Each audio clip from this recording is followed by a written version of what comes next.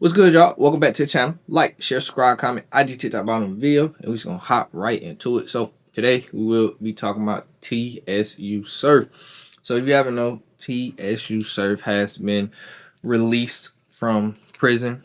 Well, his case is very, very complicated, so we're just gonna get into all of that. He's still on under like supervision to July 30th, so he won't be free until that date. But he is outside of the jail, so that's always a positive in situations like this. If you didn't know, what TSU Surf was originally in jail for was he had pleaded guilty to racketeering, conspiracy, and possessing firearms and ammunition as a convicted felon. So obviously we know it's Rico. Rico's originated, with the mob and the mafia and things of that sort. But now they have trickled down to street gangs and basically, public entities that, have a lot of money behind them. As we can see, they tried to convict Diddy with the same thing. So yeah, so with this specific Rico case, they are saying that from 2015 to 2022. Well, really, we should start in 2011, actually. So he has a charge, a 2011 weapons charge that I was trying to look for more information into it. It's not a lot of information on the internet about it, but I was trying to look more information into it, exactly why it took so long for that case to be over with, because that case didn't really get resolved until he was already in federal custody.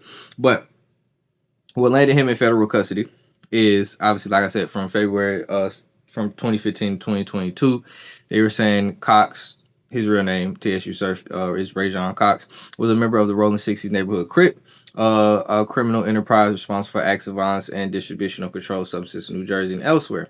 Cox held a leadership role within the enterprise. I tried to find more details about this specific incident, but I guess since nobody got hit, they don't have a lot of information. But it says on March 18th, 2017, Cox shot a firearm at a rival gang member. And they said on July 24, 2019, in Essex County, New Jersey, Cox, a convicted felon, knowingly possessed 2 loaded firearms. And in addition to this prison term, he got sentenced to 60 months in prison, which is, if you didn't know, the maximum side of this, it could have been 30 years when he originally pled guilty, but glad the judge only gave him 5. And this actually happened in 2023, where he got originally sentenced. So obviously, federal, you have to serve 85%. 85% of 5 years is a little over 4. It's a little over 4 years. So I guess he got his time reduced somehow, some way. But yeah, or basically they might have gave him time served. I forgot about that, how long he had been sitting. But in addition to prison term, he was also sentenced to 3 years of supervised released and fined him $15,000. Well, now going back to why I said this was interesting, he had a arrest in Detroit, Michigan, obviously, weapons charge that he later pled guilty to in February of 2024, while he was already serving his federal sentence. Obviously, like I said, he got sentenced in 2023. They said in March 2024, the court imposed a term of 12 to 30 months in state custody.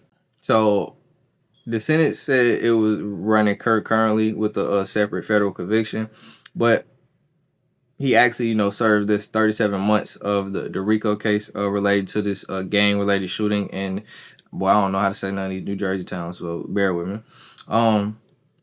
So, in February, like I said, he entered Michigan custody. So, for the last year, 2 years, he's been in custody in Michigan for that Detroit weapons charge. So, he completed his federal thing. Now he's completed his state charge in Michigan. For this, obviously now he's out of jail. He has to do parole. Like I say, he's under supervision until July 30th. So for 3 months.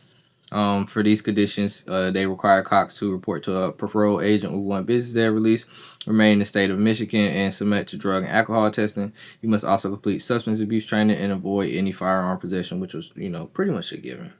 My boy TSU kind of swole, 5'8", 210. Look at that, just got fat in jail. God damn. It's also pictures during this time that came out of TSU Surf and Pusheisty in jail, so that was always an interesting thing. I've been just looking, trying to get more details into the specific things that got him in there, but that didn't, they haven't really released. I've been trying to find it, but so at the end of the day, I'm glad to see TSU Surf home. I don't know how much, like I said, he has to be in Michigan in custody for at least to July.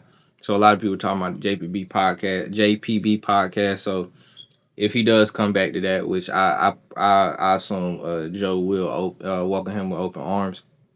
It won't be to August really because he got to the end of July, so it won't be to August really. Obviously, he probably will get back on the battle rapping scene, but I'm really just excited to see TSU. Obviously, I want the man free, but I'm excited to see him really more in media than the battle rap scene. I'm not a real huge battle rap guy, no offense, but obviously I know he's one of those guys on the battle rap scene. But him in media, I think he can. I can think. I ain't gonna say. I don't want to say tax on, but he definitely can be on that level because TSU Surf is hilarious. Obviously, he's hilarious. He always provided good commentary when it comes to like certain street topics, things of that sort. So he's definitely a star in this realm, and I just hope he come out and continue to be that star and he stay free. So that's really all I gotta say though. So like, share, subscribe, comment, IG, TikTok, on reveal, and yeah.